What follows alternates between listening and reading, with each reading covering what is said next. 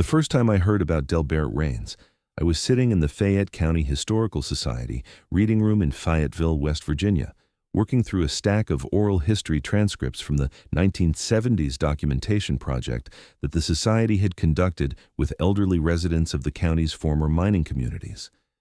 I had been reading transcripts for 3 days. Most of them were what oral history transcripts tend to be: valuable social documentation, sometimes moving, occasionally surprising, rarely the kind of thing that stops you mid-page and makes you put the document down for a moment before you continue reading. The Rains transcript stopped me mid-page 3 times. Delbert Rains was 81 years old when he gave the interview in October 1978 to a graduate student named Patricia Lowe, who was conducting field work for her dissertation on the social history of Fayette County's coal communities. He had been born in 1897 in the Oak Hill area of Fayette County, had worked the mines from the age of 14 to the age of 58, and had spent the last 23 years of his working life, from 1941 to 1964, in the specific role of mine reclamation inspector for the West Virginia Department of Mines, a position that required him to enter, assess, and document the conditions of abandoned mine properties across the Fayette County area. He had, in that role, spent more time inside and around the county's abandoned mine infrastructure than any other living person by the time Patricia Lowe sat down across from him with her tape recorder in 1978. He had been everywhere. He had seen everything. And he had, for 14 years since his retirement, been trying to find the right person to tell what he had observed in 23 years of reclamation inspection work. The specific, documented, methodically recorded observations that had accumulated in his personal notebooks over those years, and that his official reports had consistently, deliberately, and for reasons he explained to Lowe with a clarity that I found bracing, failed to mention. Before we begin, drop your location in the comments and tell me what time it is where you are. Delbert Rains spent 23 years entering the abandoned mine infrastructure of Fayette County, West Virginia. He kept 2 sets of notes. He told me, through his transcript, why.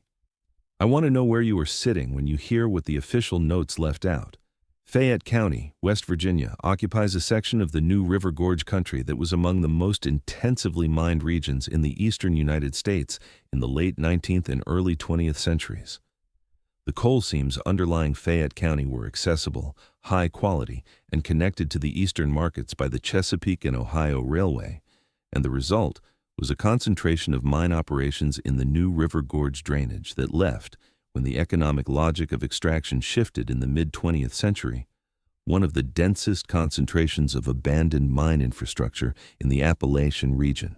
Shafts, adits, drift mines, the associated surface structures of tipples and preparation plants and company housing, the physical residue of 60 years of industrial coal extraction spread across the gorge walls and ridgelines of the county, slowly being reclaimed by the second-growth forest and by the processes of structural deterioration that make abandoned mine properties among the most hazardous terrain in the region.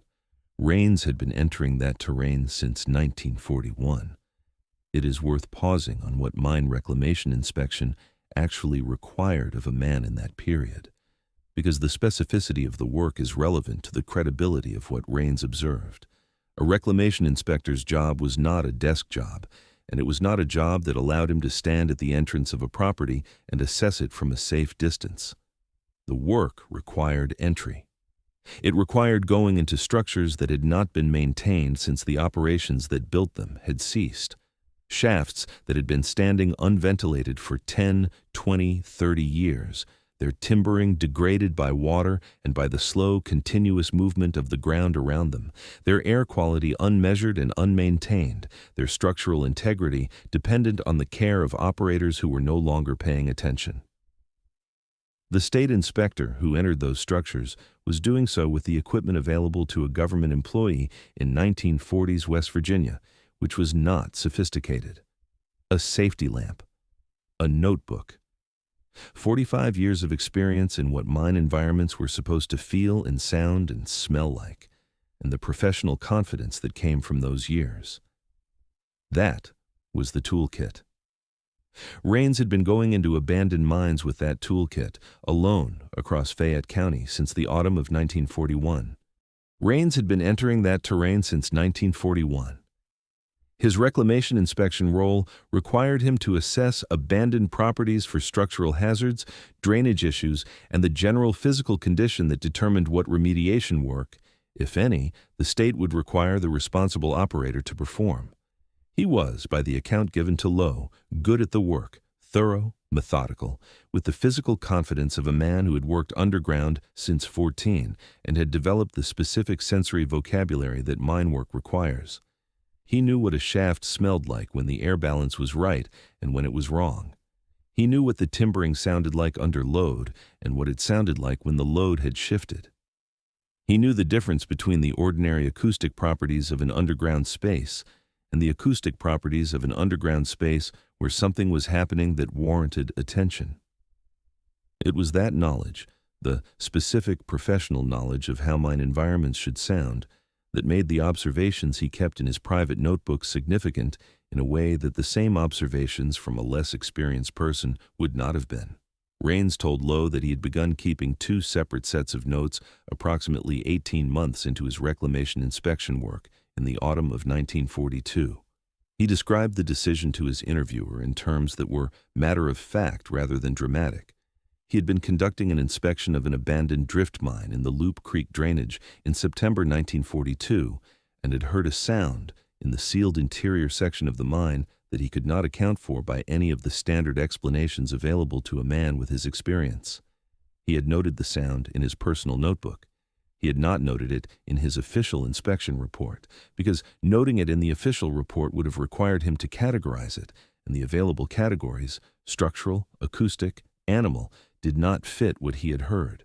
He chose not to categorize something he could not categorize. He recorded it privately and moved on. Over the following 22 years, he made 67 additional private notebook entries describing sounds in abandoned mine environments that he could not categorize by the standard explanations available to him.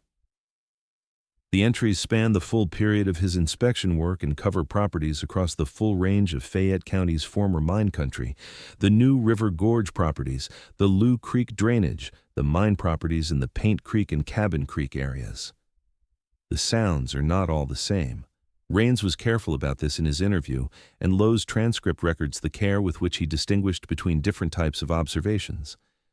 Some of the 67 entries describe sounds he classified as acoustic, sounds produced by structural movement, gas release, water, or the specific reverberation properties of certain underground geometries, sounds he had explained to himself even if not to his satisfaction. The entries he considered unexplained are a subset of the 67. He told Lowe the number. The number is in the transcript. Patricia Lowe's interview transcript runs to 47 pages in the Historical Society's file. The section on the private notebooks begins on page 23 and continues to page 31, 8 pages devoted to Rains's careful description of his unexplained observations. This is a significant portion of a 47-page transcript, and it tells you something about both the interviewer and the subject. Lowe was attentive enough to pursue the subject in depth when Rains introduced it, and Rains had enough organized thought about it to fill 8 pages of transcript without repetition or rambling. He had been waiting to tell someone for 14 years. He knew what he wanted to say. He said it methodically, with the same economy of language that his official inspection reports apparently demonstrated, without preamble or dramatization. The notebook entries themselves were not available for Lowe to review during the interview. Rains had them at his home, and the interview was conducted at the Historical Society. But he had organized his recollection of them with enough precision that his description of their content is detailed rather than general, specific rather than impressionistic. He described the geographic distribution of the observations across the county's former mine properties. He described the temporal pattern that he had identified, the seasonal concentration, the time of day pattern. He described the evolution of his thinking about what he was observing over 23 years, from the initial single observation in 1942 to the organized, cross-referenced understanding he had arrived at by the time of his retirement in 1964. He was not a man who had been frightened once in a mine and built a mythology around it.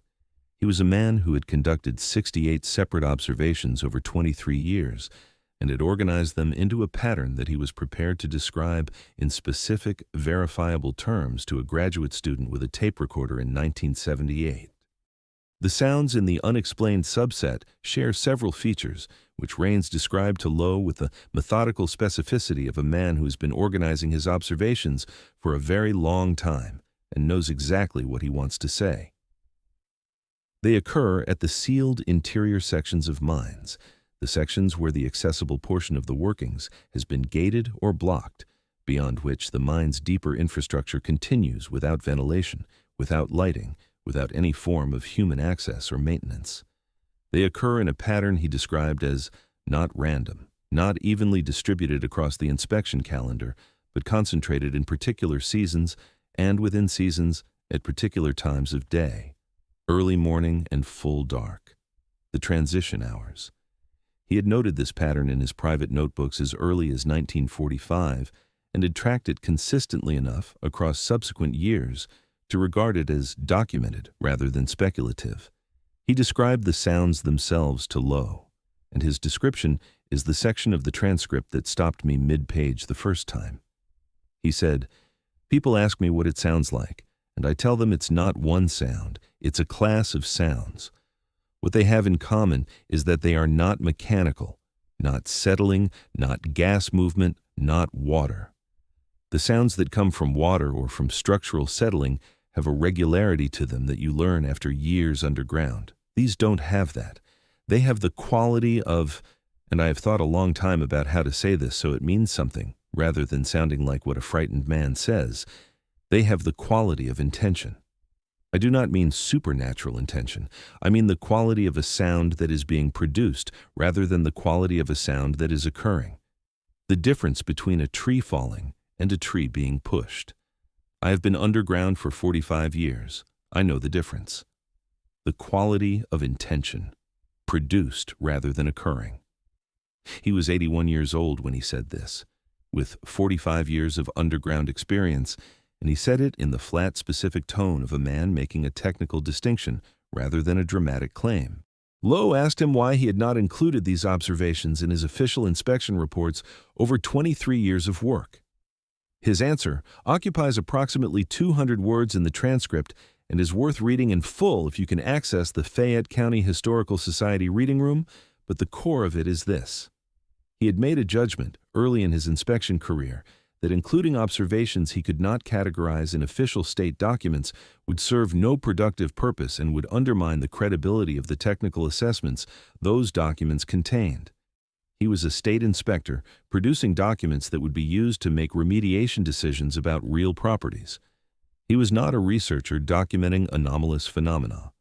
The two roles required different things of him, and he had chosen to discharge his official role fully and keep his personal observations separate.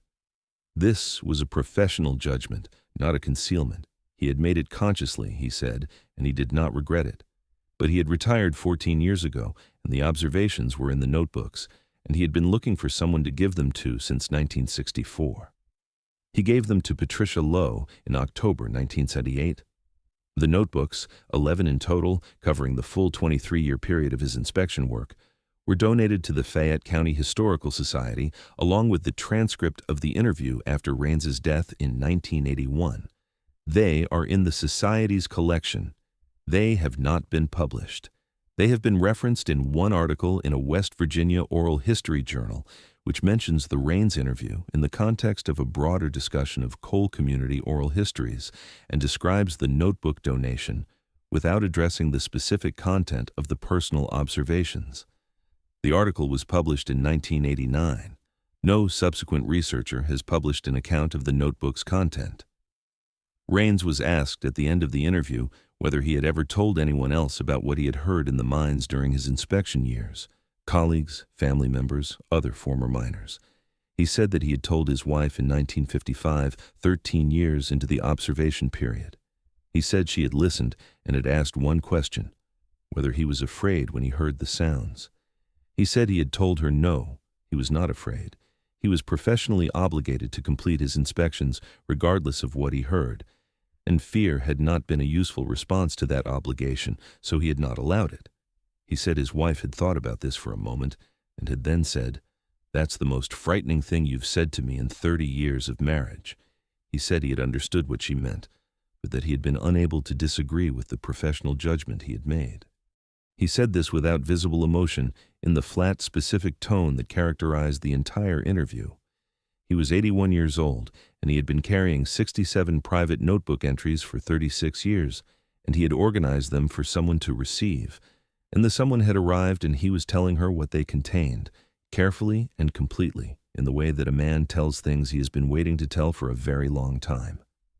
The mines he inspected are sealed now, most of them, gated, backfilled, reclaimed to varying degrees by the West Virginia land management programs that continued after his retirement.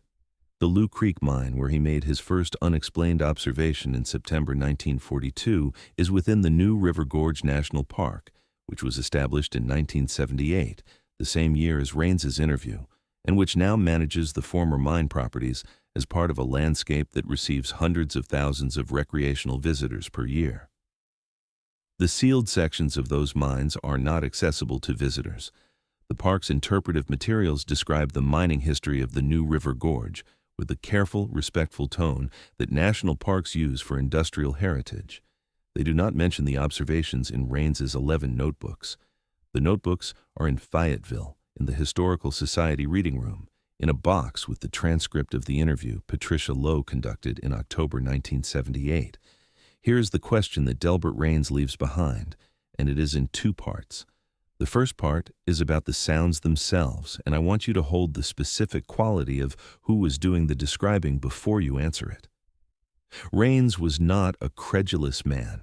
He was not a man who frightened easily, by his own account and by the nature of a career that required him to enter, alone, the sealed and deteriorating interior sections of abandoned coal mines for 23 years. He was a man with 45 years of underground experience who had developed the specific sensory vocabulary that experience produces. He described what he heard as having the quality of intention, produced rather than occurring, and he distinguished it carefully and explicitly from the standard acoustic phenomena he had encountered throughout his career. He was 81 years old, and he organized his observations carefully for someone to receive, and he told them to Patricia Lowe without drama or embellishment in October 1978. And then he donated the notebooks, and then he died in 1981, and the notebooks have been in Fayetteville for 43 years. Do you believe him? That is the first part of the question, not whether what he heard is explainable. It may well be explainable, and the explanation may be entirely ordinary. Do you believe that he heard what he said he heard and described it accurately and organized his notebooks honestly? Because if you believe that, the second part of the question follows from it. The second part is this: 67 private notebook entries accumulated over 23 years, describing sounds in the sealed sections of Fayette County's abandoned mines that a man with 45 years of underground experience classified as unexplained. The notebooks are accessible. Nobody has published them. Nobody has taken them to a physicist or an acoustic engineer or a geologist with the specific question Raines's observations imply. The park interpretive materials describe the mining history. The sealed sections are sealed. The transition hours, early morning and full dark, come every day over the New River Gorge. What do you think is in those sealed sections? Tell me in the comments. Tell me whether you think Raines was describing something that has an ordinary explanation that his particular experience and vocabulary led him to mischaracterize, or whether you think he was describing something that the official category system of a state mine inspector had no language for the same reason that it has no language now. If these oral histories and private notebooks and the observations that experienced men kept separate from their official records are the reason you found this channel, subscribe and ring the bell. The notebooks are in Fayetteville. The Society's reading room is accessible to researchers. Patricia Lowe's transcript is in the box with them. Raines said the sounds have the quality of intention. He said this carefully, with 45 years behind it, and he was not afraid when he heard them. There is one final element of the Raines transcript that belongs in this account, which is the exchange at the very end of the recorded interview, after Lowe had concluded her formal questions and the tape was still running. She asked him, in what the transcript describes as a more personal tone than she had used for the formal interview questions, whether he thought anyone would do anything with the notebooks after he was gone. He was quiet for a moment. He said he thought someone would find them useful eventually. He said he was not in a position to say what they would find useful, because what he had documented was a set of observations without a conclusion, and what someone would need to do with the observations was supply the curiosity and the analytical capacity to find the conclusion, and he could not predict whether the right person would arrive. He said, "I am 81 years old. I've been underground since I was 14. I've been above ground and looking at abandoned mines since 1941. The one thing I know with certainty about what is in those sealed sections is that whatever it is has been there for a long time, and it is not going anywhere. Whenever the right person arrives, it will still be there." He paused. Then he said, "I hope they bring the right equipment." Lowe asked what he meant by the right equipment. He said he was not sure, but that the lamp in the notebook had been sufficient for his purposes, which were documentation rather than understanding, and that whoever came after him with the purpose of understanding would need something more than that. The tape ran out 30 seconds later, on the ambient sound of the reading room. He was not afraid, because fear was not a useful response to his professional obligation. That is either the most reassuring thing in this account or the most disturbing one. I want to know in the comments which one it is for you.